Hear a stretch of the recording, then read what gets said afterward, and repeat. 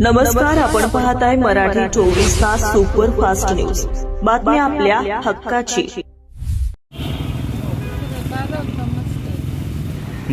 राहणार काक्रंबा, तालुका तुळजापूर, जिल्हा उस्मानाबाद.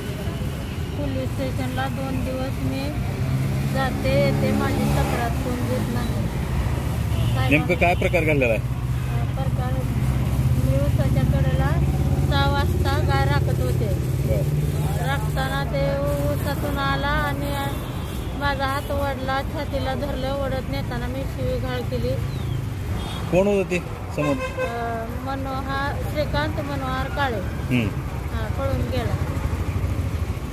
पळून गेल्यानंतर मला धमकी दिली, कुणाला सांगतील तर मी खलास करीन अशी धमकी मला दिली.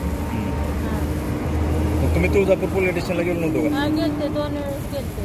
मग 2 वेळेस गेले. साहेबांनी माझी पोलीस कंप्लेंट घेतली नाही आणि माझी काहीच नाही. मॅडम तसं आहे, आमची 3 पिढी गेली. आम्ही तिथंच राहतोय, आमच्या कोट्यावर राहतोय. बायपासला कोटा आहे म्हशीचा आणि छोटा हॉटेल आहे, तिथंच मी राहते. माझं मालक वारलेलं आहे. ते जनावर असल्यामुळं मला राहावं लागतंय तिथं. माझी पोरं बी नाही. ती पोरगं 3 किलोमीटरवर मारल्यामुळं पोरगं बी येऊ शकत नाही. आणि एक पोरगं तर पुण्याला आहे. हे असा त्यानं दाव साधन घेतलेला कुणी नसताना. आणि ते म्हणतोय मी काय केलं नाही म्हणून पोलीस स्टेशनला येऊन पैसे भरतोय आणि पैसे माझ्याकडले आहे म्हणतोय. माणसं जरी मारली तर माझ्याकडे पैसा बक्कम. माझं मला तिथं तुमची तक्रार घेतलीच नाही म्हणायचं तुळजापूरला? नाही. 2 दिवस तुळजापूरला मी उपाशीच आहे.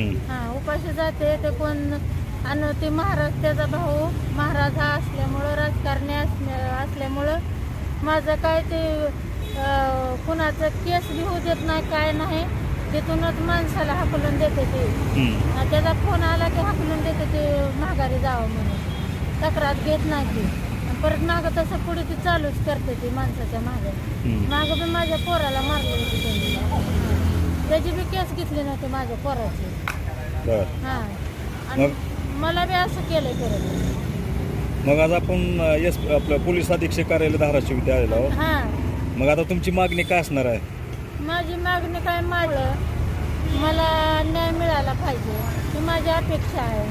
सोमवारी जर मला न्याय नाही भेटला तर मी आत्मदहन करीन सोमवारी. नवनवीन घडामोडी पाहण्यासाठी आजच आमच्या मराठी 24 तास सुपरफास्ट न्यूज या चॅनेलला सबस्क्राईब करा.